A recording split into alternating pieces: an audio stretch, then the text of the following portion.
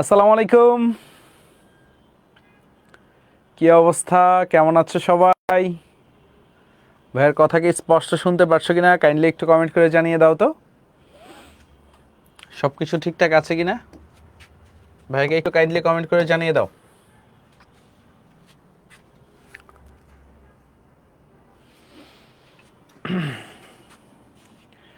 স্পষ্ট শোনা যাচ্ছে কথা? অ্যান্ড ফ্রেন্ডদেরকেও একটু মেনশন দিয়ে দাও, ফ্রেন্ডদেরকেও একটু মেনশন দিয়ে দাও। আজমেইন মাহতাব, ওকে। হ্যাঁ, সাবমিট করা যাবে, ক্যাটালিস্টেই তো সাবমিট করতেছে। হ্যাঁ, ক্যাটালিস্টে সাবমিট করো, ইনশাল্লাহ তোমাদের একটা ডেডলাইন দিয়ে দেবো না আজকে। ভাই কেমন আছেন? হাবিবুর রহমান, আলহামদুলিল্লাহ সুস্থ আছি। তোমাদের পরিবারের সবাই সুস্থ আছে তো? তালহা, সিউ। ওকে ওকে, মোটামুটি সবাই এসে পড়ছে। হ্যাঁ, আচ্ছা, আমরা গতদিন কি শেষ করছিলাম বলো তো? বেনজিনের প্রতিস্থাপন বিক্রিয়া শেষ করে ফেলেছি, তাই না? মনে আছে তোমাদের? বেনজিনের প্রতিস্থাপন বিক্রিয়া শেষ করে ফেলছি।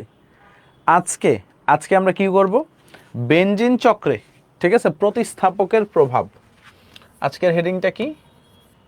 বেনজিন চক্রে প্রতিস্থাপকের প্রভাব। এটা আবার কি জিনিস?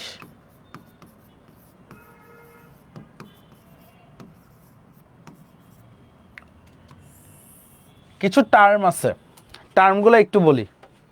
আমরা বিভিন্ন মূলক চিনি না? যেমন এই মূলকটার নাম বলো তো।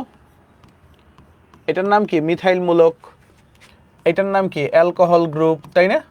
এটার নাম কি? Aldehyde group. তারপরে এটার নাম COOH। তারপরে এটার নাম কি? Amino group. এটার নাম নাইট্রো গ্রুপ। এই গ্রুপগুলো তো আমরা চিনি, তাই না? এই গ্রুপগুলো চিনি কি না স্যার বলেন? অবশ্যই চিনি। আগের ক্লাস না করলেও কোনো সমস্যা নাই, এই ক্লাস বুঝতে পারবা। ওকে, সো প্যারা খাওয়ার কিছু নাই। সো এই গ্রুপগুলো তো আমরা চিনি। এখন ধরো বেনজিনের চরিত্রটা কি? বেনজিনের চরিত্রটা দেখি। বেনজিনের কি আছে? অসহায় কে বেনজিনে? বেনজিনে সবচেয়ে অসহায় কে? এই যে এই হাইড্রোজেন বাবাটা, তাই না? এই হাইড্রোজেনটা প্রতিস্থাপিত হয়ে, ধরো এইখানে যদি কোনো একটা মূলক বসে, ধরো এই মিথাইল মূলক বসে, লেটস সে, আর হচ্ছে বেনজিনটা প্রতিস্থাপিত হয়ে বেনজিনের মাথায় কে বসতে পারে? নাইট্রোমূলক বসতে পারে। আবার হাইড্রোজেনটা প্রতিস্থাপিত হয়ে এইখানে তোমার অ্যামিনোমূলক বসতে পারে। আবার হাইড্রোজেনটা প্রতিস্থাপিত হয়ে এইখানে OH মূলক বসতে পারে, তাই না? বিভিন্ন প্রতিস্থাপক বসতে পারে কিনা? ওকে, বিভিন্ন প্রতিস্থাপক বসতে পারে কিনা সবাই একটু বলো।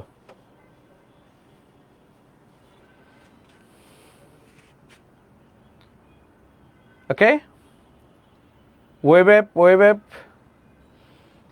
অবশ্যই পারে, তাই না? ওয়েব অ্যাপে সবাই কি ঘুমাচ্ছে নাকি? ফেসবুকে তো মোটামুটি ভালোই রেসপন্স। এই দেখো তো কমেন্টগুলো স্টাক হয়ে গেছে।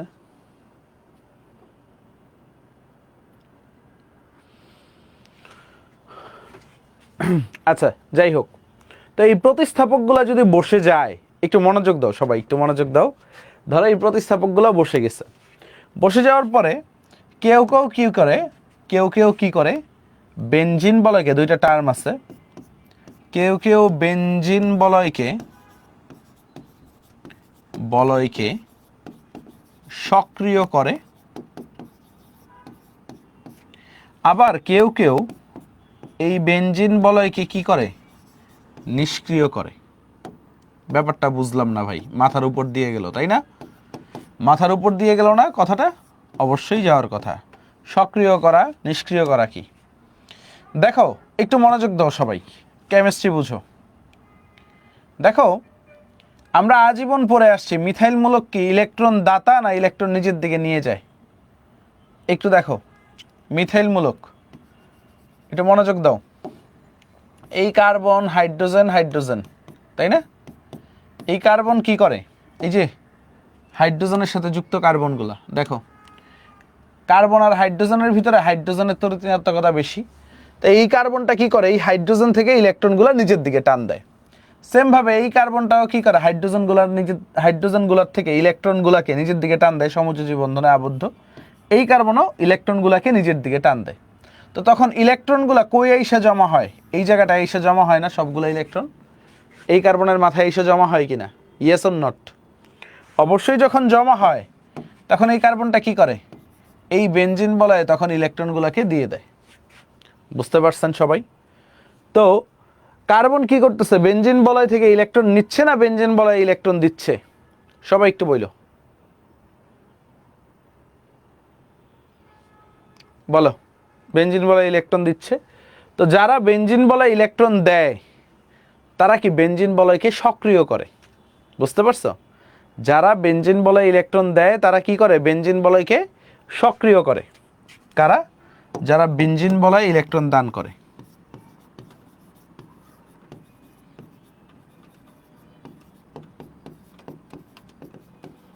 দান করে। সো যারা বেনজিন বলয়ে ইলেকট্রন দান করে তারা কি করে, বেনজিন বলয়কে সক্রিয় করে। আবার এই নাইট্রোমূলক একটু বুঝো, কার্বন আর নাইট্রোজেনের ভিতরে নাইট্রোজেনের ইলেকট্রন তড়িৎ-ঋণাত্মকতা বেশি না? তাই না? কার্বন আর নাইট্রোজেনের ভিতরে নাইট্রোজেন যদি ইলেকট্রন, নাইট্রোজেনের যেহেতু তড়িৎ-ঋণাত্মকতা বেশি, আমরা তো সবাই জানি নাইট্রোজেনের তড়িৎ-ঋণাত্মকতা কার্বনের থেকে বেশি না? সো নাইট্রোজেন কি করবে, কার্বন থেকে ইলেকট্রনগুলোকে নিজের দিকে টান দিবে, তাই না? সো নিজের দিকে টান দিলে সে কি করতেছে, বেনজিন বলয় থেকে কার্বন আর ইলেকট্রন কই থেকে দিবে, এই বেনজিন বলয় থেকেই তো দিবে। সো বেনজিন বলয় যদি ইলেকট্রন দান করে তাহলে, বা বেনজিন বলয় যদি ইলেকট্রন হারায় তাহলে কি হচ্ছে, বেনজিন বলয়টা সক্রিয় হচ্ছে না নিষ্ক্রিয় হচ্ছে? সবাই একটু বলো। বেনজিন বলয় যদি আমাদের ইলেকট্রন হারায় বেনজিন বলয়টা নিষ্ক্রিয় হবে। সো বেনজিন বলয় যদি ইলেকট্রন হারায়,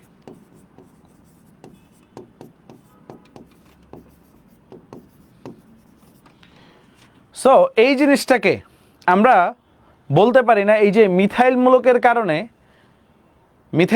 কারণে বেনজিন বলয় সক্রিয় হয়েছে, নাইট্রোমূলকের কারণে কি হয়েছে, বেনজিন বলয় নিষ্ক্রিয় হয়েছে, তাই না? কথাটা এমন না সঙ্গ দোষে লোহা ভাসে। অর্থাৎ তোমার বন্ধু যদি ভালো হয় তাহলে তুমি ভালো কাজ করবা, তোমার বন্ধু যদি খারাপ হয় তাহলে তুমি কি করবা, খারাপ কাজ করবা। কারণ কি? কারণ সৎ যে বন্ধুগুলো আছে বা ভালো যে বন্ধুগুলো আছে তোমাকে সবসময় ভালো কাজের জন্য ইন্সপায়ার করবে। আর যে বন্ধুগুলো একটু দুষ্ট, তুমি যদি দুষ্টামি নাও করতে চাও, ওর দেখা দেখি কিন্তু মনের ভিতরে একটা শয়তানি আইসা পড়বে, তুমি কিন্তু দুষ্টামি করে ফেলবা। সো একটু খেয়াল করো, এই যে বেনজিন বলয় মিথাইলমূলক আসার কারণে বেনজিন বলয় ইলেকট্রন পাইছে, বেনজিন বলয় সক্রিয় হয়েছে। এই যে নাইট্রোমূলক বেনজিন বলয় থেকে ইলেকট্রন নিয়ে নিচ্ছে। সো যার ফলে বলি না এই যে এই সঙ্গ, ঠিক আছে, বা এর প্রভাবে, ভালোভাবে বুঝো এই মিথাইলমূলকের প্রভাবে বেনজিন বলয় সক্রিয় হয়েছে, বা এই নাইট্রোমূলকের প্রভাবে বেনজিন বলয় নিষ্ক্রিয় হয়েছে। সো আমি বলতে পারি কিনা এটা একটা আবেশীয় প্রভাব, মানে মিথাইলমূলকের আবেশে বেনজিন বলয় সক্রিয় হয়েছে, নাইট্রোমূলকের আবেশে বেনজিন বলয় নিষ্ক্রিয় হয়েছে। মানে কেমিস্ট্রির ভাষাগুলো বুঝতেছো, একটু ক্রিটিক্যাল ভাষা। মানে এই সঙ্গটারাই তারা কি বলছে, আবেশ। বুঝতে পারছো? সঙ্গটারাই তারা কি বলছে, আবেশ বলছে। সো আমরা কি বলতে পারি কিনা এই আবেশটা ভালো আবেশ আর এই আবেশটা কি ভালো না খারাপ? সবাই একটু বলো। এই আবেশটা ভালো না খারাপ আর এই আবেশটা ভালো না খারাপ? কোনটা ভালো? এইটা ভালো আবেশ, এটা খারাপ আবেশ। সো ভালোকে আমরা অলওয়েজ কি দিয়ে লিখি, পজিটিভ দিয়ে লিখি। সো এই যে আবেশীয় প্রভাব, এই যে এইটাকে বলা হয়, একটাকে বলা হয় ধনাত্মক আবেশীয় প্রভাব,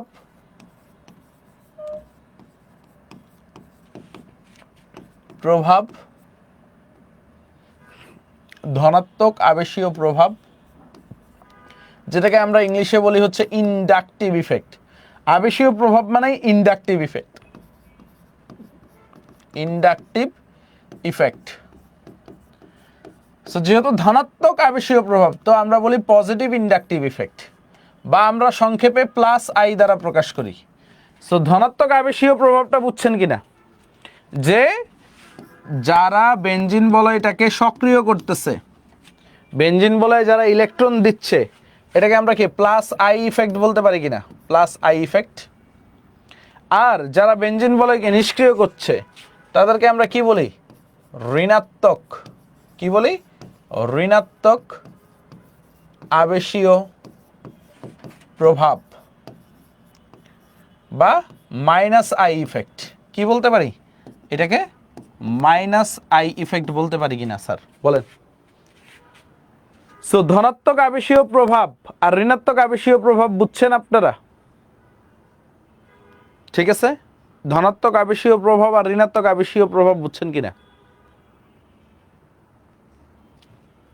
এখন আসেন আমরা হচ্ছে মেসোমারিক ফল বা মেসোমারিক ইফেক্ট পড়ব। কি পড়ব বাবারা, মেসোমারিক ইফেক্ট পড়ব। সো ধনাত্মক আবেশীয় প্রভাব আর ঋণাত্মক আবেশীয় প্রভাব নিয়ে কারো কোনো ঝামেলা আছে কিনা বলেন।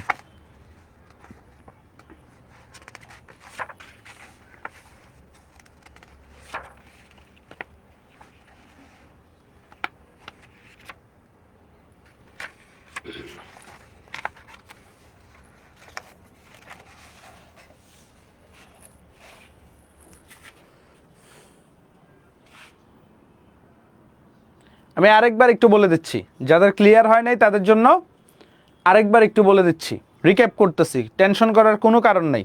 খেয়াল করেন, দেখো যারা বেনজিন বলয় ইলেকট্রন দান করে, ঠিক আছে, বা যারা বেনজিন বলয়কে সক্রিয় করে তাদের ক্ষেত্রে প্লাস আই ইফেক্ট হয়। আর যারা বেনজিন বলয় থেকে ইলেকট্রন নিয়ে নেয় নিজের কাছে তাদের ক্ষেত্রে কি, ঋণাত্মক আবেশীয় প্রভাব, ওকে, মাইনাস আই ইফেক্ট। বুঝতে পারছেন, বুঝতে পারছেন স্যার? সহজ কথায় যারা বেনজিন বলয় ইলেকট্রন দান করে তারা কি, তাদের ক্ষেত্রে বলি আমরা ধনাত্মক আবেশীয় প্রভাব। আর যারা বেনজিন বলয় থেকে ইলেকট্রন নিয়ে নেয় তাদেরকে ঋণাত্মক আবেশীয় প্রভাব। যেমন অ্যামিনোমূলক বেনজিন বলয়ে সে ইলেকট্রন দান করে, কিভাবে দান করে, লোন পেয়ার ইলেকট্রন আছে, এটা আমরা আবার মেসোমারিক ইফেক্ট দিয়েও বুঝবো। তো এটা কি প্লাস আই ইফেক্ট, ঠিক আছে। আবার ফেনল বেনজিন বলয়ে কি করে, ইলেকট্রন দান করে, এটাও কি প্লাস আই ইফেক্ট। বুঝে গেছে, ক্লিয়ার? এখন ভাই কয়টা ক্লাস লাগতে পারে? আর 2-3টা ক্লাস লাগবে, বেশি না। টলোইন পড়াইলেই তো অনেকখানি শেষ, শর্ট সিলেবাস, বেশি টাইম লাগবে না। ওকে, এখন আসেন, আচ্ছা এইখানে একটা কাহিনী আছে, আমি বুঝাবো না পরে। এখানে প্লাস আই ইফেক্ট আগেই লেখো না, কারণ এইখানে কথা আছে আর কি, যে হচ্ছে প্লাস আই মাইনাস আই, এইখানে আরো কিছু কথা আছে, এই জিনিসগুলো আমি তোমাদের বুঝাবো। আপাতত একটু সামনে যাই, মেসোমারিক ইফেক্টটা বুঝাই। খেয়াল করো, মেসোমারিক ফল খেয়াল করো। এমনি আবেশীয় প্রভাবটা বুঝছো তো, এটা আর কিছুই না, মেসোমারিক ফল বা মেসোমারিক ইফেক্ট। এটাও কি ধনাত্মক আছে, ঋণাত্মক আছে। সো প্রথমটা যদি আসি, ধনাত্মক মেসোমারিক ইফেক্ট কি, ধনাত্মক মেসোমারিক ইফেক্ট, এগুলো এমসিকিউতে আসে, এগুলো এমনি জাস্ট বেসিকটা জানার জন্য। সো মনে রাখবা, ধনাত্মক মেসোমারিক ইফেক্টের জন্য লোন পেয়ারটা মাস্ট। লোন পেয়ার বুঝি তো আমরা, লোন পেয়ারের বাংলা কি সবাই একটু বলেন তো স্যার? মুক্তজোড় ইলেকট্রন। লোন পেয়ারের বাংলা কি, মুক্তজোড় ইলেকট্রন। সো লোন পেয়ারটা মাস্ট। ধনাত্মক মেসোমারিক ইফেক্টের ক্ষেত্রে কি হবে, লোন পেয়ারটা মাস্ট। বুঝে গেছে, লোন পেয়ারটা মাস্ট। ওকে, সো এখন একটু খেয়াল করো, যারা মুক্তজোড় ইলেকট্রন দান করে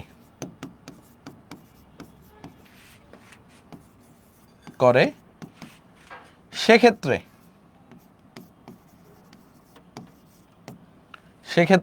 কি হবে, ধনাত্মক মেসোমারিক ফল হবে।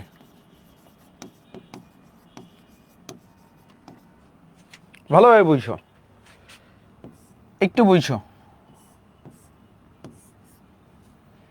এই যে ফেনল, লেটস সে ফেনল, এইখানে কি অক্সিজেনে মুক্তজোড় ইলেকট্রন আছে কিনা স্যার বলেন? অক্সিজেনে মুক্তজোড় ইলেকট্রন আছে কিনা স্যার একটু বলেন। অবশ্যই আছে।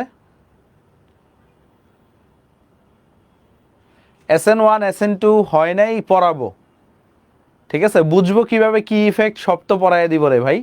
মুশফিকা মুক্তা একটু ওয়েট করো, কোন ইফেক্ট কি একটু পরে মজা পাবা। ওকে, সো দেখো এই যে অক্সিজেন কি করে, এই লোন পেয়ারটা এই বেনজিন বলয়ে দিয়ে দেয়, পাশের কার্বনে দিয়ে দেয়। সো এই যে যারা লোন পেয়ার মুক্তজোড় ইলেকট্রন দান করে বেনজিন বলয়ের এই মূলকে, তাদের ক্ষেত্রে কি হচ্ছে, ধনাত্মক মেসোমারিক ফল। এটা বুঝছেন? এত কিছু বুঝে লাগবে না, জাস্ট বুঝেন যারা মুক্তজোড় ইলেকট্রন দান করে তাদের ক্ষেত্রে কি হয়, প্লাস এম ইফেক্ট হয়।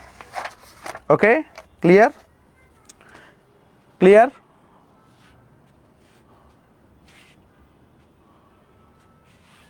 এই ক্যাটালিস্টে নাকি পোস্ট অ্যাপ্রুভ করে না, ওই যে অন্য ধাপে না? হ্যাঁ, ধাপে ধাপে করতেছে, টেনশন করো না। ওকে, সবগুলাই করবে। সো এটা কি প্লাস এম ইফেক্ট, বড় হাতের দিয়ে লেখো, সমস্যা নেই। এটুকু বুঝছেন সবাই? যেমন অ্যামিনোমূলক যদি থাকে, অ্যামিনোমূলক খেয়াল করো, অ্যামিনোমূলকটাও বেনজিন বলয়কে সক্রিয় করে, এখানেও মুক্তজোড় ইলেকট্রন আছে। সো এরা কি করে, দান করে। যাদেরই মুক্তজোড় ইলেকট্রন থাকবে ম্যাক্সিমাম কেসে এরা দান করবে, বুঝতে পারছো?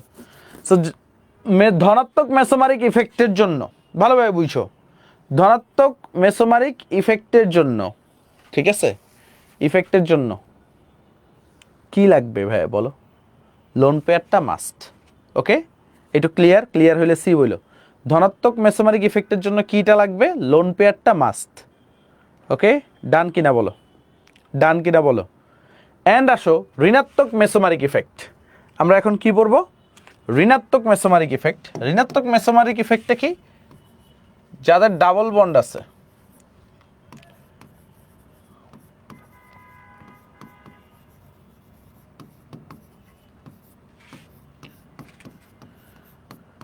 ঋণাত্মক মেসোমারিক ইফেক্টে কি, যাদের ডাবল বন্ডে থাকা পাই ইলেকট্রন শিফট হয়, ঠিক আছে, এটার জন্য ডাবল বন্ড থাকা মাস্ট।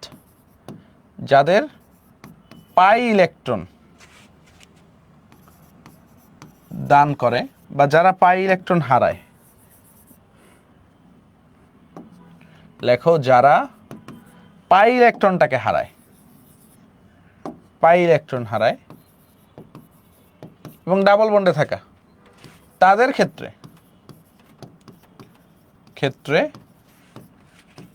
ঋণাত্মক মেসোমারিক ইফেক্ট। তো ঋণাত্মক মেসোমারিক ইফেক্টের জন্য কি থাকা মাস্ট,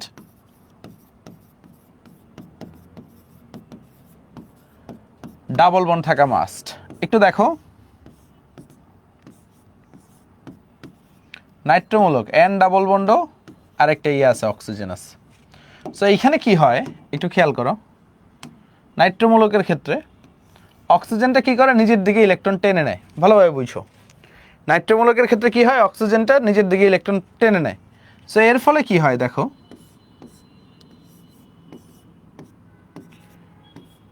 এই অক্সিজেন এখানে একটা মাইনাস। সো এখন দেখো এই যে এইখানে ডাবল বন্ড, এই যে নাইট্রোমূলক কি করছে, তার পাই ইলেকট্রন মানে ডাবল বন্ডে থাকা ইলেকট্রনটাকে আমরা কি ইলেকট্রন বলি ভাই বলো তো, পাই ইলেকট্রন বলি না, সেই পাই ইলেকট্রনটা হারাইছে না। সো এই কারণে আমরা বলতে পারি কিনা যে এইখানে ঋণাত্মক মেসোমারিক ইফেক্ট, এরা পাই ইলেকট্রন হারাইছে, এটা ঋণাত্মক মেসোমারিক ইফেক্ট হয়েছে। ক্লিয়ার? ক্লিয়ার? ক্লিয়ার হইলে সি বলো।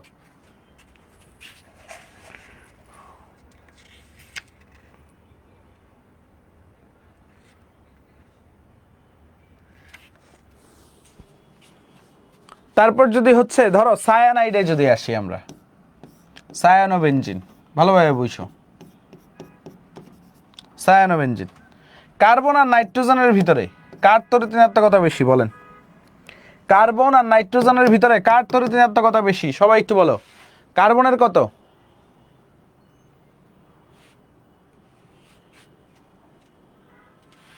নাইট্রোজেনের তরিতৃণাত্মকতা বেশি। ওকে, সো নাইট্রোজেন কি করবে, এই পাই ইলেকট্রনগুলো নিজের দিকে টেনে নিবে, তো তখন কি হবে, এইখানে একটা চেঞ্জ আসবে। খেয়াল করো, সি ডাবল বন্ড এন, এটা প্লাস হবে, এটা মাইনাস হবে, বুঝে গেছে? কারণ অক্সিজেনগুলো নাইট্রোজেনের দিকে, সরি ইলেকট্রনগুলো নাইট্রোজেনের দিকে চলে গেছে। সো আমরা এইখানে বলতে পারি কিনা, যারা পাই ইলেকট্রন হারায় তো তাদের ক্ষেত্রে কি হবে, ঋণাত্মক মেসোমারিক ইফেক্ট হবে। ওকে, ওকে, এটা সায়ানাইডও বলতে পারো, নাইট্রাইলও বলতে পারো, দুইটা নামই আছে। শুভ দেবনাথ, দুইটা নামই আছে ভাইয়া। সো ধনাত্মক positive inductive effect, negative inductive effect, সহজভাবে যদি বলি, বেনজিনে যে ইলেকট্রন দিবে মানে বেনজিন বলয়কে যে সক্রিয় করবে সে কি positive inductive effect, plus I না মাইনাস আই? তোমরা শুধু বলো। ধরো বেনজিনে ইলেকট্রন দিচ্ছে, প্লাস আই না মাইনাস আই? বলো বলো, ইজিলি বলো। Plus I. বেনজিন থেকে ইলেকট্রন নিচ্ছে, প্লাস আই না মাইনাস আই? বেনজিন থেকে ইলেকট্রন নিচ্ছে, প্লাস আই না minus I? Minus I. Okay, তারপরে আসেন স্যার, আরেকটা ইম্পর্টেন্ট জিনিস, কোনো একটা মূলক যদি লোন পেয়ার হারায় তো এটা কি হবে, প্লাস এম না মাইনাস এম? কেউ যদি লোন পেয়ার হারায় কি হবে, প্লাস এম না মাইনাস এম? প্লাস এম, ঠিক আছে, প্লাস এম। লোন পেয়ার হারাইলে, এই যে একটু আগে দেখাইছি, কেউ যদি লোন পেয়ার মানে মুক্তজোড় ইলেকট্রন হারায় তাহলে প্লাস এম, বুঝা গেছে? আর কোনো মূলক যদি, ঠিক আছে, কোনো মূলকের ভিতরে যদি পাই ইলেকট্রন হারায়, পাই বন্ডে থাকা, ঠিক আছে, যে ইলেকট্রন হারায় তাহলে কি মাইনাস এম। তাহলে আমি একটু ইজি করে শর্টে লিখে দিই, দেখো, প্রতিস্থাপক যে কেউ হইতে পারে, হ্যাঁ, একজনের ভিতরে প্লাস আই মাইনাস এম দুইটাই থাকতে পারে। সো প্রতিস্থাপক যদি, আমি একটু লিখে দিই, প্রতিস্থাপক যদি বেনজিন বলয় থেকে ইলেকট্রন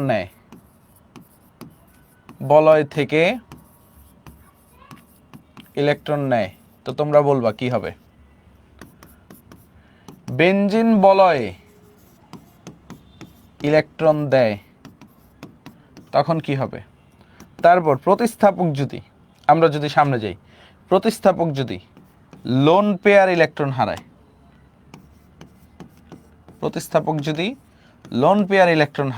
তখন কি হবে? তারপর আসেন, প্রতিস্থাপক যদি পাই ইলেকট্রন হারায়, ডাবল বন্ডে থাকা ইলেকট্রন পাই ইলেকট্রন হারায়, তখন কি হবে? ঠিক আছে, পাই ইলেকট্রন হারায় তখন কি হবে? সো আমরা কি বললাম, ইলেকট্রন বেনজিন বলয় থেকে যদি নেয় তাহলে মাইনাস আই, ক্লিয়ার? বেনজিন বলয়ে যদি ইলেকট্রন দেয় তাহলে প্লাস আই, দিলে প্লাস, তারপর লোন পেয়ার ইলেকট্রন হারাইলেই প্লাস এম, পাই ইলেকট্রন যদি হারায় তাইলে কি মাইনাস এম। বুঝছেন? প্যাচ লাগবে স্যার বলেন।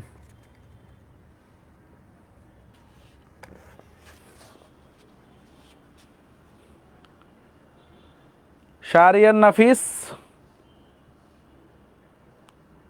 এই ভাই আমি তো আসমান থেকে নাজিল হই নাই, কোথা থেকে আসলাম মানে এসিএস এর অফিস থেকে আসছি, বুঝছো? এসিএস এর অফিস থেকে আসছি। আজকে ফ্রেমিংটা ঠিক হয় নাই ব্রো, একটু বাঁকা হইছে, ওই যে দেখো।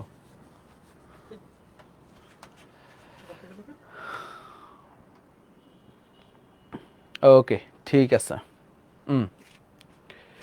All clear. এখন আসেন, একটু আগে বলছিলাম না ফেনলে প্লাস আই আগে লিখো না? দেখো এখন তোমার একটা চোখ ক্লিয়ার হয়ে যাবে। ফেনল একটু বুঝো, একই সাথে দুইটা জিনিস ঘটে। দেখো তোমারে কি লিখতে মানা করছিলাম কিনা ফেনলে প্লাস আই লিখো না? বলছিলাম একটু আগে যারা ক্লাস করতেছো,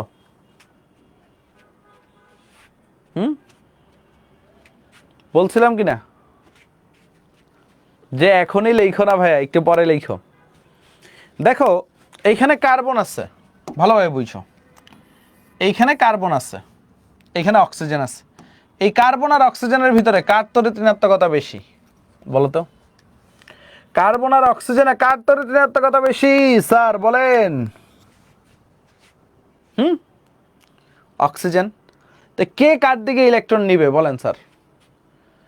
কার্বন কি ইলেকট্রন নিবে না অক্সিজেন ইলেকট্রন নিবে?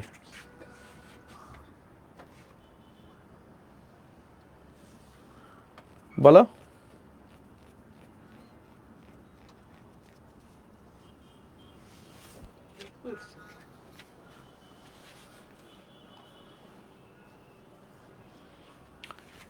দেখো এইখানে কার্বন ইলেকট্রন হারাবে, মানে অক্সিজেন নিজের দিকে ইলেকট্রনগুলোকে নিতে চাইবে। সো এটা কি ইফেক্ট? মাইনাস আই ইফেক্ট, তাই না? But on the other hand, খেয়াল করো, on the other hand oxygen কি করবে? লোন পেয়ার দিয়ে দিবে, তাই না? On the other hand oxygen কি করবে? লোন পেয়ারও দিবে। তো এটা কি? প্লাস এম ইফেক্ট, তাই না? তো দুইটাই আছে। এই দলের রশ্মি দিয়ে টানতেছে, আমার কাছে ইলেকট্রন আসবে, এই দলের রশ্মি দিয়ে টানতেছে। হ্যাঁ, মানে অক্সিজেন দিয়ে দিতে চাচ্ছে লোন পেয়ার, আবার অক্সিজেন নিতে চাচ্ছে। মানে একই লোকের দুইটা ক্যারেক্টার, তাই না? একই লোকের কয়টা ক্যারেক্টার? দুইটা ক্যারেক্টার। কেমন কি? ধরো আমি আজকে তোমার সুন্দরভাবে পড়াচ্ছি, অনেক ভালোভাবে বুঝাচ্ছি, ঠিক আছে? আমাদের অপূর্ব দাদার কথাই বলি। হ্যাঁ, অপূর্ব দাদার আমি অফলাইন ক্লাসে যতদূর জানি তারা সবাই ভয় পায়। হ্যাঁ, সবসময় ঝাড়ে মারে, এই তুই লিখতেছিস না কেন, এদিকে তাকা, সামনে তাকা, সুন্দরভাবে আয়। আর অপূর্ব দাদা এটা হচ্ছে অফলাইনে যখন থাকে। হ্যাঁ, আর অনলাইনে যখন, বুঝছো, লেখছো, বুঝেছো তোমরা, ঠিক আছে? এই হচ্ছে দুইটা ক্যারেক্টার, ঠিক আছে? মানে পর্দার আড়ালে একরকম, পর্দার সামনে আরেক রকম। যারা অপূর্ব দাদার অফলাইন ব্যাচে আসো তোমরা এটা রিলেট করতে পারবে। হ্যাঁ, যে একটা লোকের দুইটা ক্যারেক্টার, অফলাইনের স্টুডেন্টদের সাথে খুবই রাগারাগি, আর অনলাইনের সামনে খুবই ভালো। আসো, তারপরে আসো আমরা সামনে যাই। তো ব্যাপারটা হচ্ছে অক্সিজেন এদিক দিয়ে সে ইলেকট্রন নিতেও চাচ্ছে, আবার সে লোন পেয়ার দিতেও চাচ্ছে। বন্ধনে থাকা ইলেকট্রনগুলোরে টানও দিবে, আবার বাইরে থেকে দেখাবে আমি লোন পেয়ার ইলেকট্রন দিয়েও দিচ্ছি। এখন কোন জিনিসটা কাজ করে? কোন জিনিসটা কাজ করে বলো? মানে বাইরেরটা বেশি কাজ করে না ভিতরেরটা? ওকে, বলো বলো বলো, কোন জিনিসটা ভালো কাজ করে? আমরা কিন্তু অনলাইনে ধরো যে সকল সেলিব্রিটিদের দেখি ম্যাক্সিমাম অনেকেই তো ভাইরাল হইল, ঠিক আছে?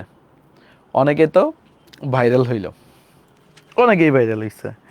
দেখা গেছে আগে একদম সেই লেভেলের ছিল যে গুরু তুসি গ্রেট হো, তফা কবুল করো। আর পরে যখন আসল রূপ জানতে পারছি, আরে সেই অবস্থা। হ্যাঁ, এ হালানি এইগুলো করছে, এরে আমি এতদিনে চিনলাম, এ আমার আইডল ছিল, মানে কত কিছু মানে আমরা চিন্তা করে ফেলছি। সো সেমভাবে এটা চিন্তা করো, বাইরে সবসময় ভালো সাইডটাই আসে, তাই না? বাইরে বা পর্দার সামনে সবসময় ভালো সাইডটাই আসে, ডার্ক সাইডটা কখনো আসে না। এটা হচ্ছে বাস্তবতা। হ্যাঁ, সো আমরা যদি সিম্পলি বলি যে এইখানে মানে বাইরে থেকে দেখাবে, বা এটা অ্যাকচুয়ালি এই ফেনলের ক্ষেত্রে ঘটে প্লাস এম ইফেক্টটা, মানে হচ্ছে ভালো ইফেক্টটা, যে সে বেনজিন বলে ইলেকট্রন দিচ্ছে, লোন পেয়ার ইফেক্টটা বেশি কাজ করে মাইনাস আই থেকে। বুঝতে পারছো? তাই আমরা বলি ফেনল বেনজিন বলয়কে সক্রিয় করে, কারণ কি সে ইলেকট্রন দিচ্ছে, প্লাস এম, প্লাস মানেই হচ্ছে সক্রিয়কারী। বুঝতে পারছো? সো বেনজিন বলয়কে ফেনল কেন সক্রিয় করে, বুঝতে পারছো? অর্থাৎ এই ক্ষেত্রে মেসোমারিক ইফেক্টটা ইন্ডাকটিভ ইফেক্ট থেকে বেশি কাজ করে। ক্লিয়ার সবাই? ক্লিয়ার? যে তোমার যদি বলা হয় যে ফেনল কেন বেনজিন বলয়কে সক্রিয় করে, কারণ ফেনলে দুইটা ইফেক্টই আছে, নেগেটিভ ইন্ডাকটিভ ইফেক্ট আছে, পজিটিভ মেসোমারিক ইফেক্টও আছে। তাইলে ফেনল কেন বেনজিন বলয়কে সক্রিয় করে, প্রশ্ন করলে পারবা কিনা?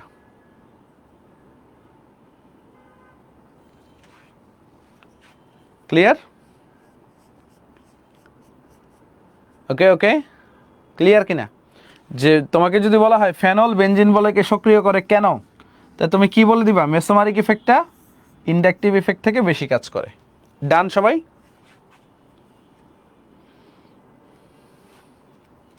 সাইফুল ইসলাম বলতেছে অপূর্ব দাদা যখন আপনাকে বকা দিছিল তখন আপনার ফিলিংসটা কেমন ছিল, তাই না?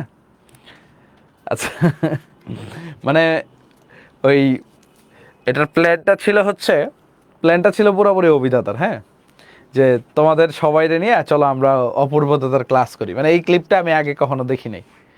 আর পিছন থেকে ওই যে সফরত ভাই ভিডিও করতেছিল, যে ভিডিওটা অপর ভাই পোস্ট করছে। সো আমরা তো ক্লাস করা শুরু করছি, যে দাদা বলছে আমরা অপূর্ব দাদার ক্লাস করি, চলো এই জিনিসটা ভিডিও করে দিব। তো ক্লাসের ক্লিপে একটু যাওয়ার পরেই যে বলদ বলদ বলা শুরু করবে, এটা আমরা বুঝি নাই। ওকে ওকে, আসো সামনে যাই আমরা। ক্লিয়ার সবাই? ক্লিয়ার? ডান ডান ডান।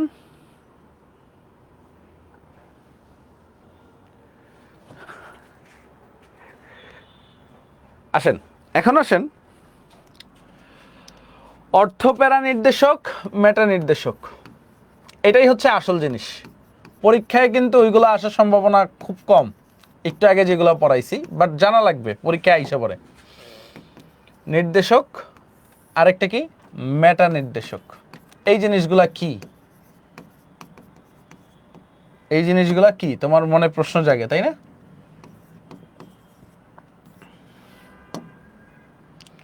অর্থপ্যারা নির্দেশক কি ভাই, আর মেটা নির্দেশক কি? তোমরা রেডি নতুন জিনিস শেখার জন্য?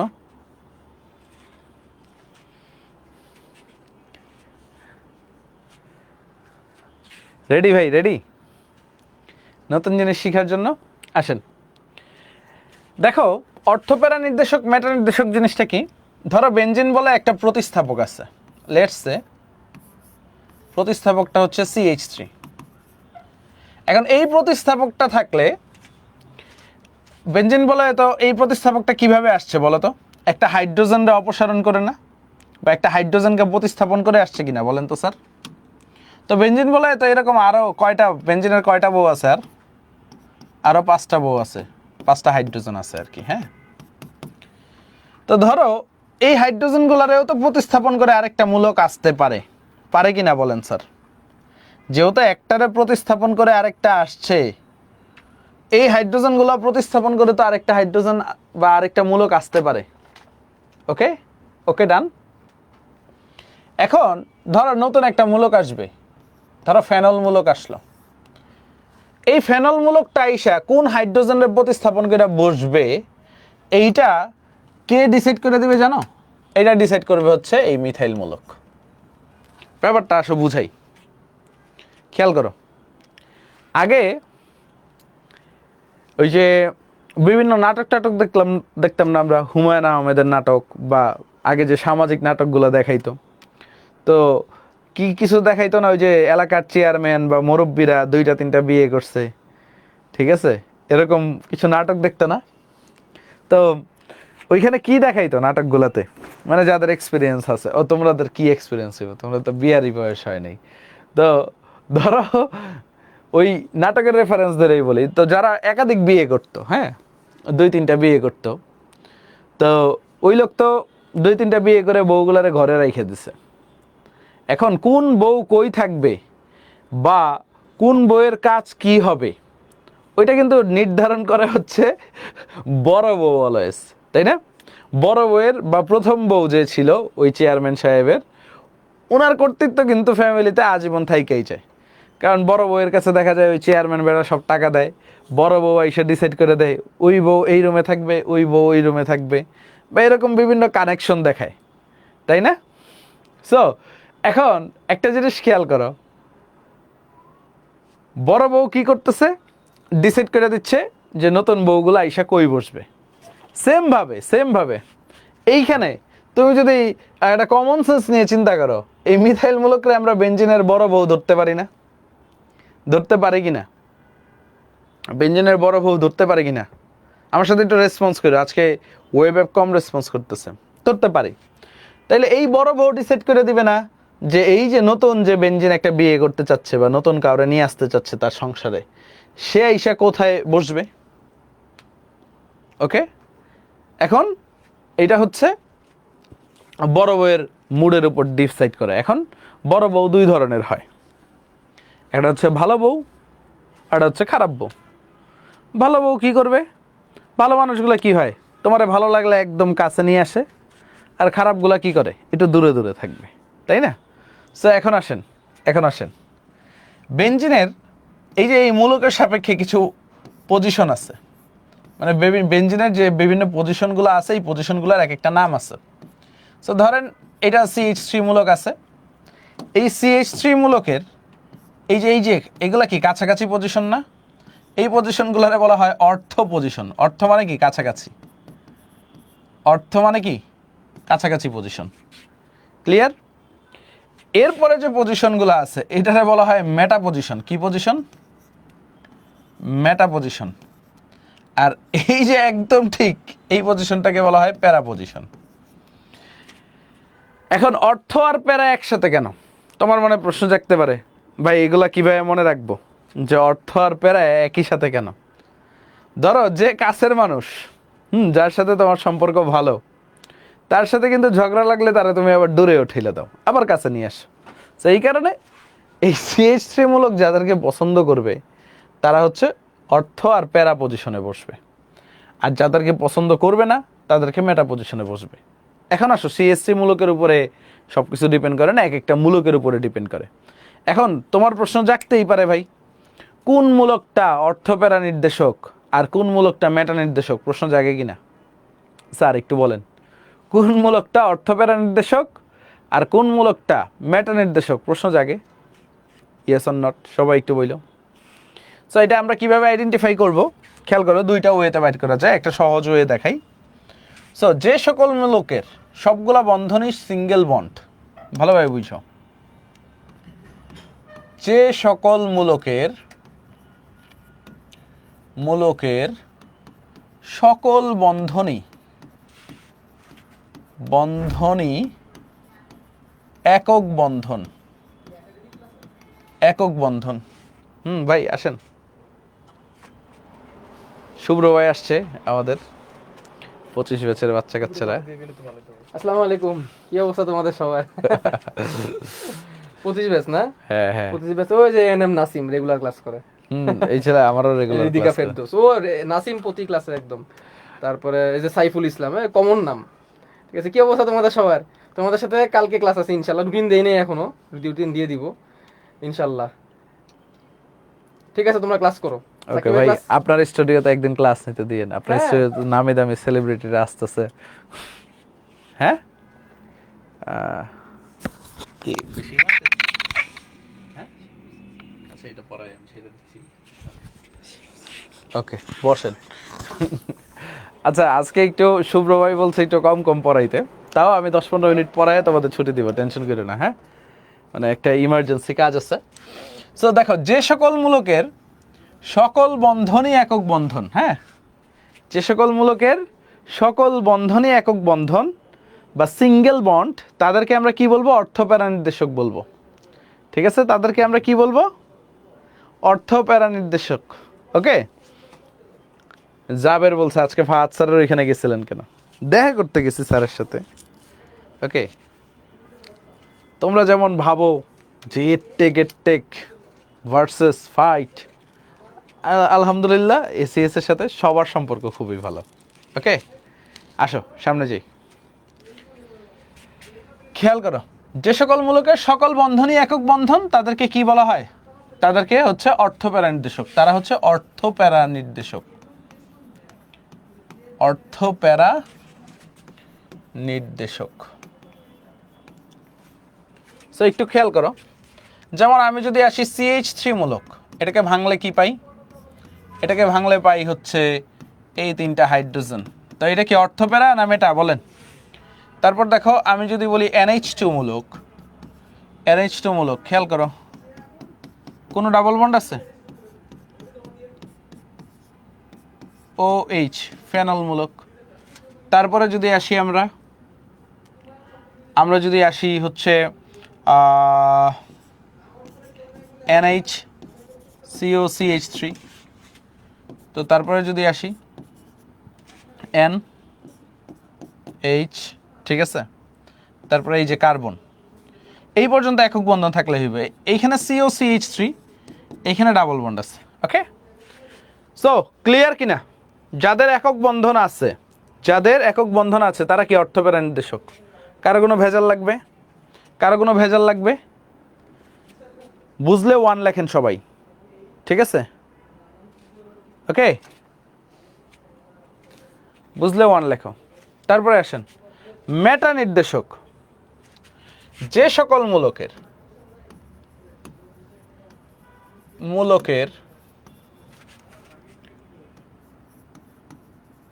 ডাবল বন্ড এবং ট্রিপল বন্ড আছে,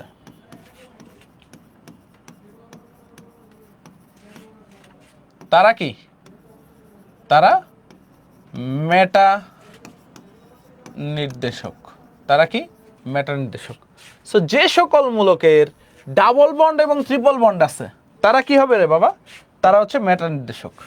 দেখেন আমি যদি আসি সায়ানাইড মূলক, তো দেখেন সি ট্রিপল বন্ড এন। তারপর আমি যদি আসি অ্যালডিহাইড মূলক, সো আমি যদি আসি C double bond O H. তারপর আমি যদি আসি নাইট্রোমূলক, সো এন ডাবল বন্ড আর একটা সন্নিবেশ বন্ধনে আছে। আমি যদি আসি সি ডাবল এইচ মূলক, সো সি ডাবল এইচ মূলক কি? Carbon double bond oxygen, oxygen hydrogen, তাই না? তার মানে কি এই যে যাদের ডাবল বন্ড বা ট্রিপল বন্ড আছে তারা কি বলেন তো স্যার? যাদের ডাবল বন্ড বা ট্রিপল বন্ড আছে, ঠিক আছে, তাদেরকে কি বলা হয়? তাদেরকে কি বলা হয়? মেটা নির্দেশক। তাদেরকে কি বলা হয়? মেটা নির্দেশক। এখন অর্থপ্যারা নির্দেশক আর মেটা নির্দেশক মানে কি ভালোভাবে বুঝি। আমি একটা সিম্পল বিক্রিয়া দেখাই। ধরো আমরা কালকে বেনজিনের নাইট্রেশন পড়ছি না? খেয়াল করো, বেনজিনের নাইট্রেশন পড়ছিলাম কিনা দেখো। আমরা কিভাবে পড়ছিলাম? কনসেন্ট্রেটেড কি দিতে হবে বলেন?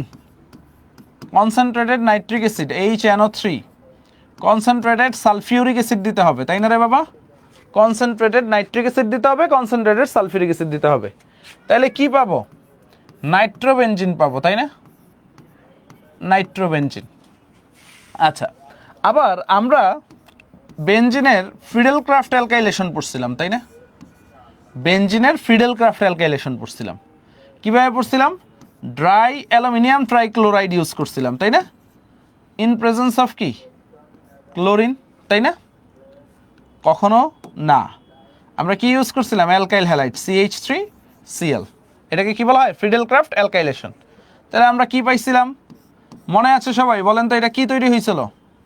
বলেন কি তৈরি হয়েছিল? টলোইন তৈরি হয়েছিল। এখন এখন একটা মজার জিনিস দেখো, আমি টলোইনেরও নাইট্রেশন করব।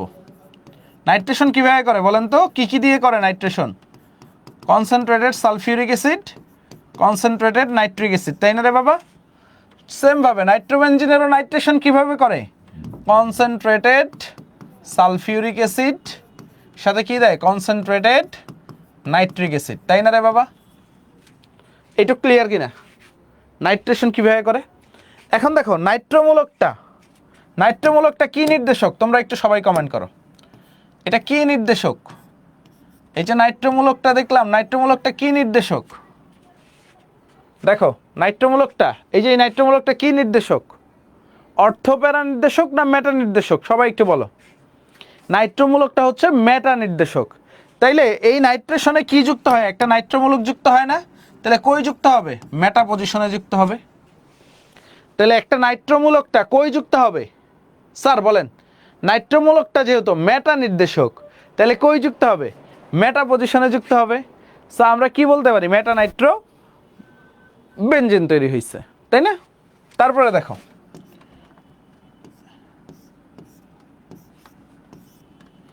এই টলোইন কি নির্দেশক বলেন? অর্থপ্যারা নির্দেশক না প্যারা নির্দেশক? মেটা নির্দেশক বলেন। টলোইনটা কি নির্দেশক? অর্থপ্যারা নির্দেশক, তাই না? অর্থপ্যারা। তাহলে একটা অর্থ পজিশনে নাইট্রোমূলক যুক্ত হবে, প্লাস একটা কি হবে? প্যারা পজিশনে নাইট্রোমূলক যুক্ত হবে। ক্লিয়ার? ক্লিয়ার ব্যাপারটা বুঝছো? কেন অর্থপ্যারা নির্দেশক আর কেন মেটা নির্দেশক আমরা পড়লাম? আমরা যেন ইজিলি ধরতে পারি, আমরা যেন ইজিলি ক্যাচ করতে পারি। Yes or not? Yes or not? আমরা যেন ইজিলি ক্যাচ করতে পারি, তাই না? বা ইজিলি যেন বিক্রিয়াগুলো করতে পারি। সো বুঝলে 1 লেখেন, না বুঝলে 2 লেখেন। সবাই বুঝলে 1, না বুঝলে 2 লেখেন।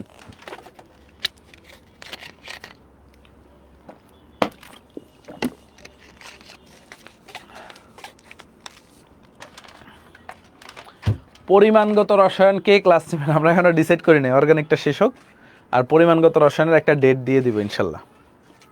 ওকে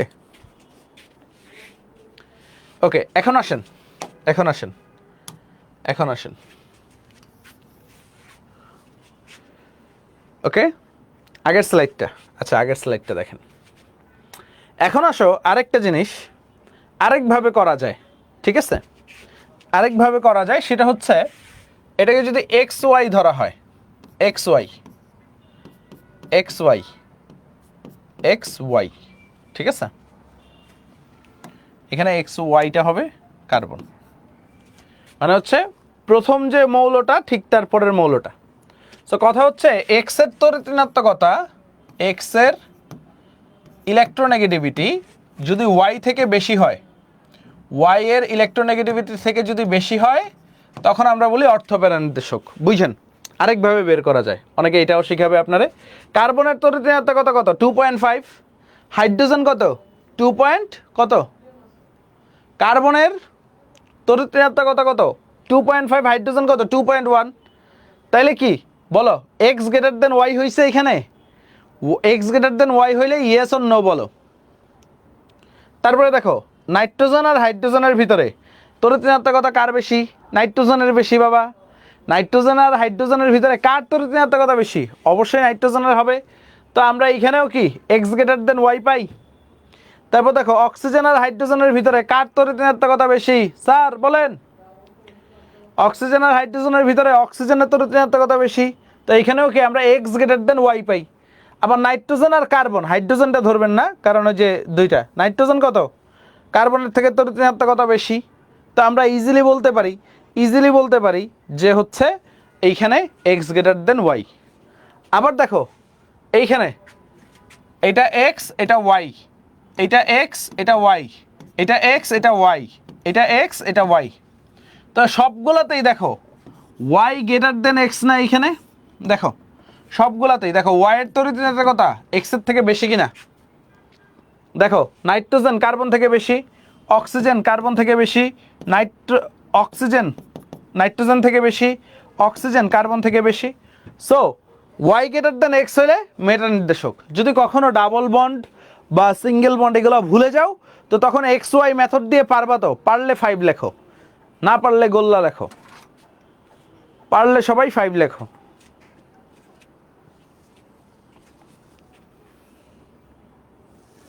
মাশাল্লাহ মাশাল্লাহ মাশাল্লাহ। ওকে, সো অর্থপ্যারা নির্দেশক মেটা নির্দেশক বুঝতে পারছেন? এখন তোমার মনে একটা প্রশ্ন জাগতে পারে ভাইয়া, তোমার মনে একটা প্রশ্ন জাগতে পারে যে ভাইয়া এটা অর্থপ্যারা নির্দেশক কেমনে হইল? মনে প্রশ্ন জাগে না ভাইয়া, এটা অর্থপ্যারা নির্দেশক কেমনে হইল? কেন এটা অর্থপ্যারা নির্দেশক? কেনই অর্থ পজিশনে আসবে? কেনই প্যারা পজিশনে আসবে? টোলোইন থাকলে কেন মেটা পজিশনে যাবে না? প্রশ্ন কি জাগে তোমাদের মনের ভিতরে? কি আকাঙ্ক্ষা হয়? ইচ্ছা শক্তি আসে? যদি আসে এখনই চোখ রাখুন জি বাংলার পর্দায়, আমরা দেখব। আসেন সামনে যাই, খেয়াল করো, শুরু করি আমরা। সো ওয়াই টোলোইন অর্থপ্যারা নির্দেশক, তাই না? এটার জন্য আমরা শিখব হচ্ছে রেজোনেন্স স্ট্রাকচার। নাম শুনছিল না? পরীক্ষায় আসে কিন্তু। হ্যাঁ, রেজোনেন্স স্ট্রাকচার। যেহেতু আমার মনের ভিতরে একটা আকাঙ্ক্ষা আছে, শিখার আগ্রহ আছে, আমরা শিখব। আসেন খেয়াল করেন, চিনেন এই যৌগটাকে? নাম কি? এই যৌগটার নাম কি? এই যৌগটার নাম কি? আসেন, এই যৌগটার নাম হচ্ছে টোলোইন। এটা নিয়ে কারো কোনো সমস্যা আছে? কারো কোনো সমস্যা আছে? নাইকা, সামনে যাই। আহেন, একটা তীর চিহ্ন মারেন। এই কার্বন আর হাইড্রোজেনের ভিতরে তাকাও, কার তড়িৎ ঋণাত্মকতা বেশি? কার্বনের নাকি হাইড্রোজেনের? দাদা বলুন তো, কার তড়িৎ ঋণাত্মকতা বেশি? আপনি অবশ্যই বলবেন কার্বনের। তো কার্বন কি করবে? এই যে এইখানে যে ইলেকট্রনগুলো আছে, কলকাতার দাদা বাবুদের মতো নিজের দিকে ছিনিয়ে নিবে। ছিনিয়ে নিলে এই হাইড্রোজেন ইলেকট্রন শূন্য আকারে, হাইড্রোজেন প্লাস আকারে বের হয়ে গেছে। তো এখন একটু খেয়াল করো, এইখানেও তো একটা কার্বন আছে। একটা কার্বনের ক্যাপাসিটি কত বলো তো? কয়টা বন্ড সে ক্যারি করতে পারে? 4টা বন্ড। Yes or not? কয়টা বন্ড? 4টা বন্ড না? সো তখন কি হবে, এই যে এই কার্বনে যখন এই ইলেকট্রনগুলোকে শিফট করবে, তো তখন এই কার্বনের ভিতরে কি হবে, ইলেকট্রনের চাপ আইসা পড়বে না? তো এই কার্বনের ভিতরে যখন ইলেকট্রনের চাপ আসবে, তো এই কার্বন তো একটা পাই বন্ডের সাথে বা একটা ডাবল বন্ডের সাথে অ্যাটাচ। সো কি করবে, পাশের কার্বনে ইলেকট্রনকে ঠেলে দিবে। কারণ ইলেকট্রন পরস্পরকে কি করে, আকর্ষণ করে নাকি বিকর্ষণ করে? স্যার বলেন তো, ইলেকট্রন পরস্পরকে আকর্ষণ করবে না বিকর্ষণ করবে? কি করবে?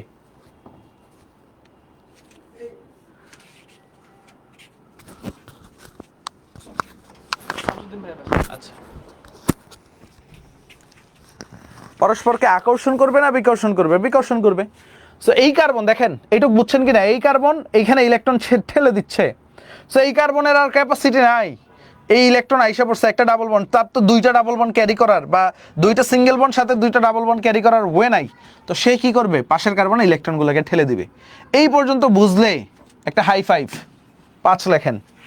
এই পর্যন্ত বুঝলে ওস্তাদ একটা হাই ফাইভ 5 লেখেন।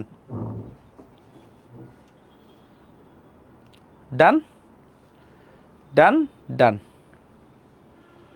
ওকে, তো এখন দেখেন এই ঘটনাটার ফলে আপনি কি করবেন রেজোনেন্স স্ট্রাকচারে। এই ঘটনাটার ফলে ভালোভাবে দেখেন, এই ঘটনাটার ফলে আমাদের কি অবস্থা দাঁড়াইলো। এখানে কি আর সিঙ্গেল বন্ড আছে? দেখেন তো, এই কার্বনে তো 2টা হাইড্রোজেন আছেই, তাই না? আর এই হাইড্রোজেনটা কি এইচ প্লাস আকারে আছে বেচারা, কারণ এর থেকে তো ইলেকট্রন ছিনে নিছে। এখন এইখানে কি একটা ডাবল বন্ড হয়ে গেছে কিনা স্যার দেখেন তো, এখানে একটা ডাবল বন্ড হয়ে গেছে কিনা স্যার দেখেন তো, হয়ে গেছে না? ডেলি এক্সাম হবে বাবা, ডেলি এক্সাম হবে, আগামী দিনই হবে। আগে পড়ালেখাগুলো করো। এখানে কি হয়েছে, ডাবল বন্ড হয়েছে না? ওকে, ডান ডান ডান ডান। এখন আসেন, এইখানে কি হয়েছে, একটা মাইনাস লিখছি কেন? এই মাইনাস মানে কি, মাইনাস না কিন্তু, এই মাইনাস মানে হচ্ছে এখানে 2টা ইলেকট্রন আছে। তো 2টা ইলেকট্রন তো আর ওইভাবে লিখবো না, ওইখানে মাইনাস লিখবো আমি। হ্যাঁ, এটুকু বুঝছো? আর এইখানে দেখো একটা ডাবল বন্ড এখানে। এইটুক বুঝছেন কিনা স্যার? এইটুক বুঝছেন কিনা? মানে এর ফলে এই যে এই চেঞ্জটার ফলে কি রেজাল্টটা আসলো সেটা লিখছি। মানে এই যে এইখানে যে পরিবর্তনটা আসলো, এই পরিবর্তনের ফলে কেমন চেহারা হইছে এখন সেটা লিখছি। বুঝলে 1 লেখেন, বুঝলে সবাই 1 লেখেন। আচ্ছা, সামনে যাই আমরা। দেখেন স্যার, এই ইলেকট্রনগুলো কি আর মাইনাস আকারে থাকতে চাইবে?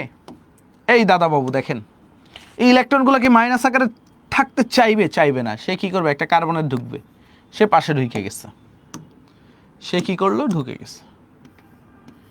এখন এইটা ঢুকার সাথে সাথে তো এই কার্বনের উপরে প্রেশার আইসা পড়ছে, তাই না? এই ইলেকট্রনগুলা এই 2 কার্বনের মাঝে শেয়ার হওয়ার ফলে এই কার্বনের উপরে প্রেশার আইসা পড়ছে, কারণ ও তো একটা ডাবল বন্ড ক্যারি করতেছে। তো ইলেকট্রন আসার ফলে তো এখানে একটা ডাবল বন্ড হয়ে যাবে, তাই না? তো তখন তো তার পক্ষে 2টা সিঙ্গেল বন্ড 2টা ডাবল বন্ড ক্যারি করা পসিবল না। তো তাই সে কি করবে, ইলেকট্রনগুলোকে পাশের কার্বনে ঠেলে দিবে। বাবা তুই যা। বুঝতে পারছো? গল্প একই, গল্প সেমই। খেয়াল করো,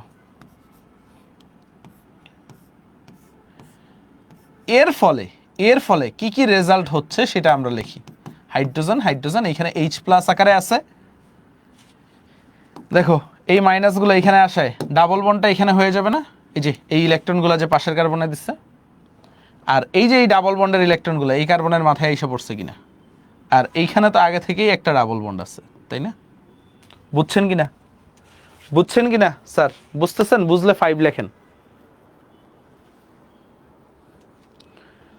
এই তালহা বেটা, তুই বুঝবি কেমনে রে?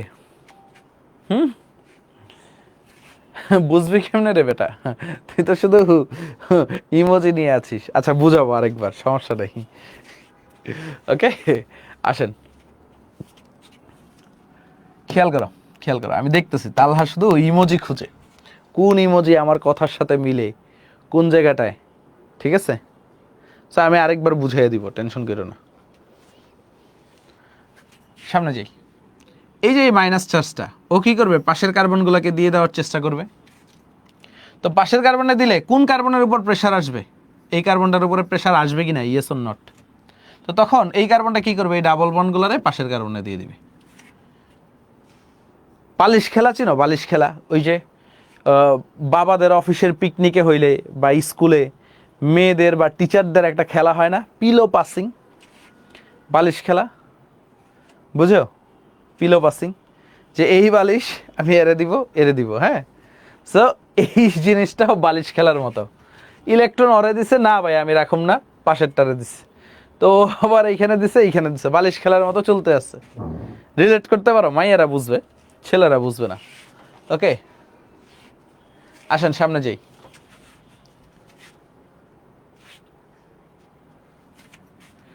তারপরে আসেন সামনে যাই, সামনে যাই।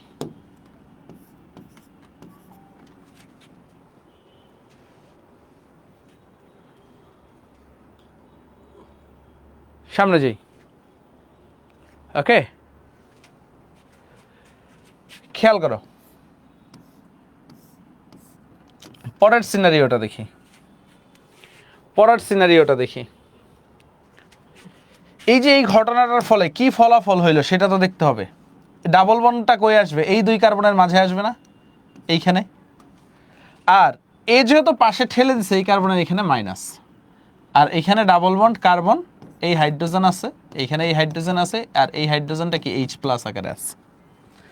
এইটুক পর্যন্ত সবাই বুঝছো কি না স্যার, বলো তো, এইটুক পর্যন্ত সবাই বুঝছো কি না?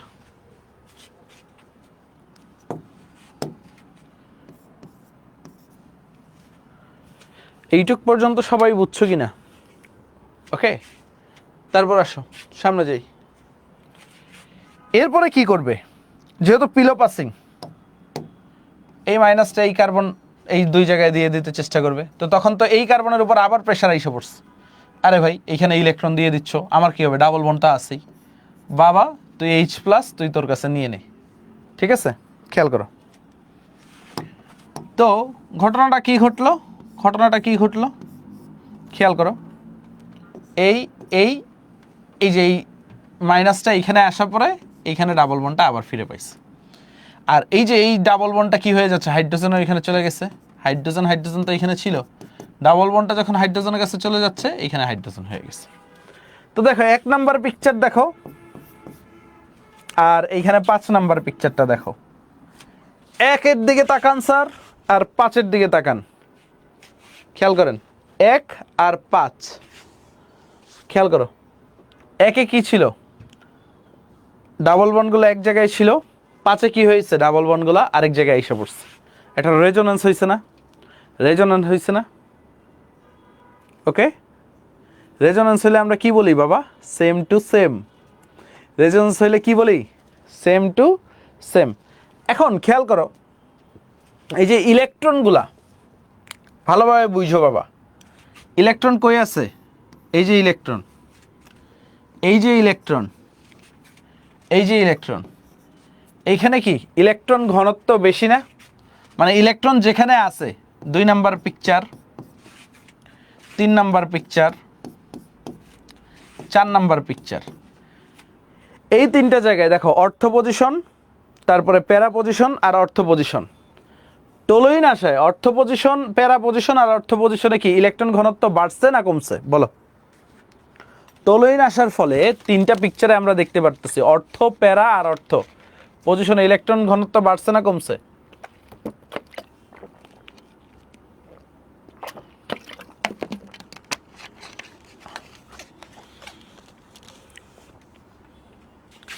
এই 3টা পজিশনে ইলেকট্রন ঘনত্ব বাড়ছে না? আমরা বলতে পারি না এই রেজোনেন্সের ফলে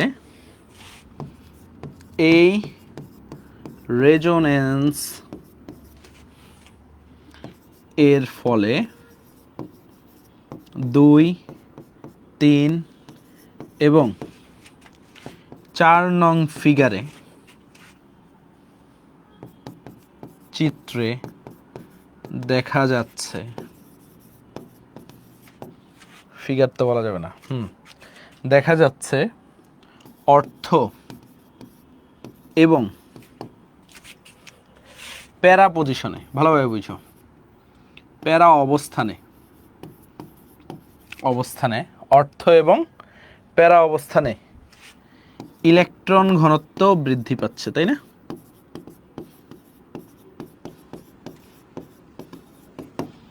ডান কিনা? এটুকু লেখা হয়েছে।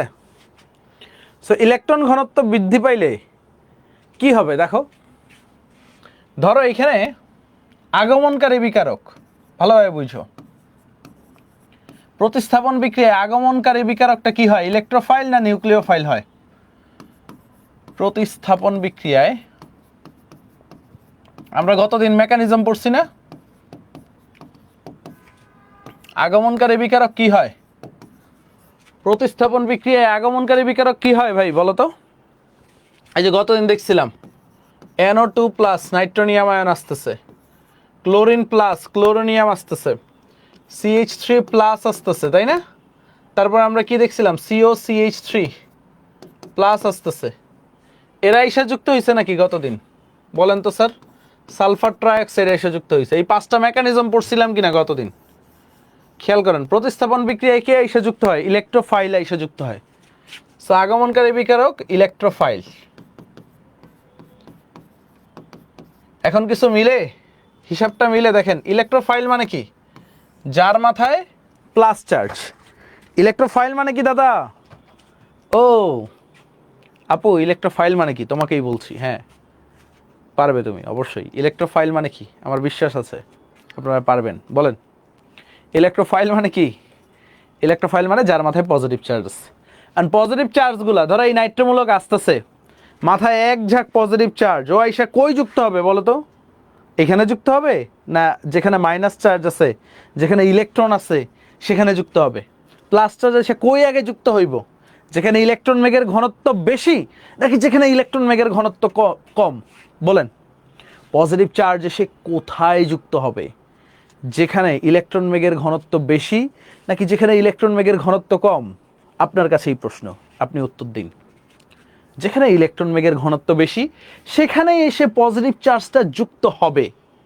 সো তার ফলে আমরা একটা ইন্ডোফেরাতে আসতে পারি যে এই যে রেজোনেন্স স্ট্রাকচার যে হইল, কেন হইল? মিথাইলমূলক না আসলে হইতো রেজোনেন্স স্ট্রাকচার। মিথাইলমূলক যদি না আসতো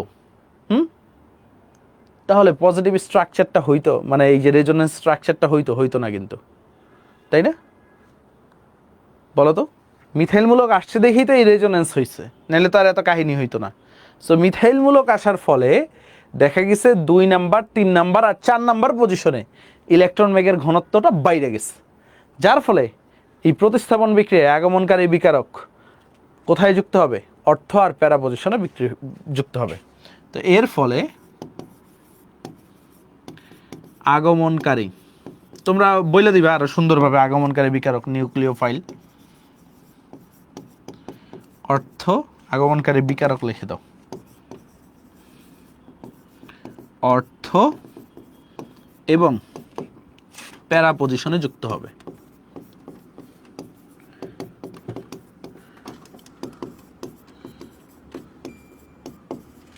ডান ডান ডান।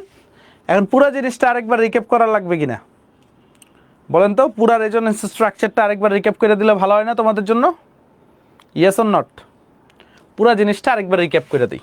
দেখো রেজোনেন্স স্ট্রাকচার তুমি কিভাবে করবা খেয়াল করো, একদম সিম্পল। আমি একটা শর্টকাট লিখে দেবো নাকি? শর্টকাটটা এইভাবে মনে রাখতে পারো, হাতের ইলেকট্রন কোণায়, এটা আমি মনে রাখতাম, বুঝছো? মানে আমার কাছে এখন জিনিসটা যতটা সহজ তোমার কাছে কিন্তু ততটাই কঠিন, তাই না? আমার কাছে যতটাই সহজ তোমার কাছে কি ততটাই কঠিন। আর আমি যখন ফার্স্ট টাইম লিখছিলাম, মনে আছে আমার 2016 সালের দিকে, হ্যাঁ, যখন ফার্স্ট টাইম আমার টিচারের কাছে শিখছিলাম, আমি কিচ্ছু বুঝি নাই। 1 বছর পার হয়ে গেছিল, তাও কিচ্ছু বুঝি নাই। আমি মুখস্থ করে পরীক্ষার হলে দিয়ে আসতাম এই স্ট্রাকচার। বুঝতে পারছো? এখন আসো সবাই, ঠিক আছে, আমরা একটা টেকনিকে, মানে আমি যে টেকনিকে মনে রাখতাম, হাতের ইলেকট্রন কোনায়, কোনার ইলেকট্রন হাতে। এটা হচ্ছে টেকনিক, সার্বজনীন টেকনিক। হাতের ইলেকট্রন কোনায়, কোনার ইলেকট্রন হাতে। আসেন শিখি। সো দেখেন, হাত আর কোনা তো বুঝেন, এগুলা কি কোনা কোনা কোনা কোনা কোনা কোনা, আর এগুলা কি হাত, এগুলা কি হাত, বুঝছেন? হাত আর কোনা বুঝছেন? এইটুক না বুঝলে চলে যাও ক্লাস 2-তে, তুমি মায়ের কোলে চলে যাও। সো একটু খেয়াল করেন, এই ডাবল বন্ড, এই ডাবল বন্ড, এই ডাবল বন্ড, কি হয়েছে? এটা কি হাত না? দেন ওকে, H+ আকারে চলে গেল, কোনায় আসছে, হ্যাঁ, এটা কি কোনা। তো এই কোনার ইলেকট্রনটা, এই যে সরি, এই হাতেরটা কোনায় গেছে, এইখান থেকে মনে রাখেন, হ্যাঁ, হাতের ইলেকট্রন কোনায়, কোনার ইলেকট্রন হাতে, ঠিক আছে? কিভাবে কোনার ইলেকট্রনটা হাতে আসছে, এটাও কিন্তু একটা কোনা, তোমরা একটু প্যাচ লাগায় ফেলতে পারো। এটা কিভাবে কোনা হইলো খেয়াল করো, এটা প্যাচ যেন না লাগে। দেখো ইলেকট্রনগুলো তো কার্বন প্রথমে নিজের দিকে টেনে নিয়ে আসছে, তাই না? তো এটা তো একটা কোনা, তো এই কোনার ইলেকট্রন হাতে গেছে, হ্যাঁ। তো হাতের ইলেকট্রন কোনায়, কোনার ইলেকট্রনটা হাতে। এখন বুঝছো হাইড্রোজেনটা কি H+ আকারে গেছে। তারপরে কি লিখবা? রেজাল্টটা লিখবা। রেজাল্টটা কি হয়, তো রেজাল্টটা তো বুঝবা। দেখো এটার পরে রেজাল্টটা বুঝবা। এখানে কি হয়েছে? ইলেকট্রন আসলে ডাবল বন্ড হয়ে গেছে, এখানে হাইড্রোজেন, এখানে হাইড্রোজেন, এখানে কি লিখলা? H+। আর এই যে হাতের ইলেকট্রন কোনায় গেলে এখানে একটা মাইনাস দিয়ে দিবা, ঠিক আছে? আর কি হচ্ছিল? এখানে ডাবল বন্ড ছিল, আর এখানে একটা ছিল। সো কীভাবে দিবা? দেখো, হাতের ইলেকট্রন কোনায়, কোনার ইলেকট্রন হাতে, বুঝছেন? ঠিক আছে, হাতের ইলেকট্রন কোনায়, কোনার ইলেকট্রন হাতে। তারপরে কি লিখবেন স্যার? তারপরে রেজাল্টটা লিখবো, তাই না? মাথায় ঢুকে কিনা, না কঠিন লাগে বলেন স্যার? কঠিন লাগে কিনা? কঠিন লাগে না মাথায় ঢুকে? তো রেজাল্টটা কি হয়েছে? কোনার ইলেকট্রন হাতে যাওয়ার ফলে ডাবল বন্ড হয়ে যায়, তাই না? আর হাতের ইলেকট্রন কোনায় গেলে মাইনাস হয়ে যায়। এটা বুঝছো তো? কোনার ইলেকট্রন হাতে গেলে এটা কি হয়ে যায়? ডাবল বন্ড হয়ে যায়। হাতের ইলেকট্রন কোনায় গেলে মাইনাস চার্জ হয়ে যায়। ক্লিয়ার? ক্লিয়ার? শেষ। 1 মিনিট।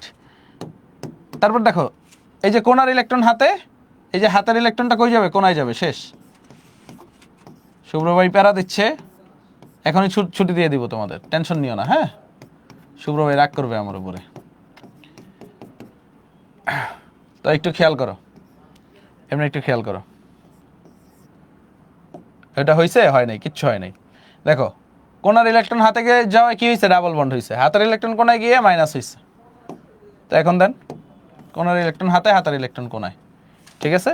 সামনে যাই আমরা, সামনে যাই। স্যার খেয়াল করেন কি হয়, 1 2, এই যে কোনার ইলেকট্রন হাতে যাওয়ায় ডাবল বন্ড হয়েছে, হাতের ইলেকট্রন কোনায় গিয়ে কি হয়েছে? সিঙ্গেল বন্ড হয়ে গেছে এখানে। এই সো বুঝে গেছে? বুঝলে এখন ছক্কা মারেন, 6 লেখেন। বুঝলে এখন ছক্কা, 6 লেখেন। Easy easy easy easy easy easy. Okay, মাশাল্লাহ। তো কি ব্যাখ্যা লিখবে? এখানে লিখে দিছি তো, ব্যাখ্যা আবার বোঝানোর দরকার আছে? বলেন স্যার, ব্যাখ্যা আর বোঝানোর দরকার আছে? ব্যাখ্যাটা একদম ইজি। ইলেকট্রোফাইল প্লাস চার্জ বিশিষ্ট, আসবে কে? ইলেকট্রোফাইল। কোথায় আসবে? যেখানে ইলেকট্রন বেশি, ঠিক আছে? যেখানে ইলেকট্রন বেশি। ধরো তুমি ইলেকট্রোফাইল, ঠিক আছে?